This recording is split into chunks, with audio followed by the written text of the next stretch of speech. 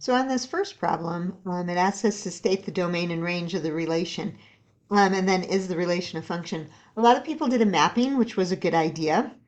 If you're doing a mapping, you didn't have to do a mapping. I didn't say that, but you're putting the domain elements, -2, -1, and 0. You don't repeat the -1, and you put the range elements, which are -3, 0, 3, and 6.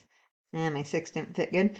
And -2 maps to -3, -1 maps to 0, -1 maps to 3, and then 0 is mapping to 6. That's what the mapping looks like, and you didn't have to do that. If we're listing the domain, though, we want to do that as a set, -2, -1, 0. So that's the preferred way to write that. Don't use interval notation because that means something else. So it should be the squiggly brackets, -2, and you're listing the elements in the domain.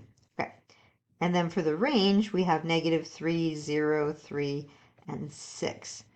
So that says what the domain and range are. Is it a function? No.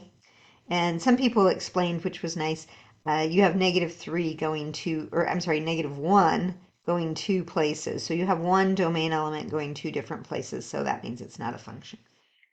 Okay, the other problem was an evaluating problem. So sometimes there were mistakes on this one, but what you're doing is you're evaluating the function at -9. You're trying to find g at or g of -9. That means x is being replaced with -9. Some people didn't understand the notation, so that would be a problem. So if I'm putting in a -9 for x, on the other side it looks like this. And then some people had trouble with the order of operations here. So you're evaluating the function at -9. You're putting in a -9 for x. It looks like what I have on the right. You're going to do the exponent first.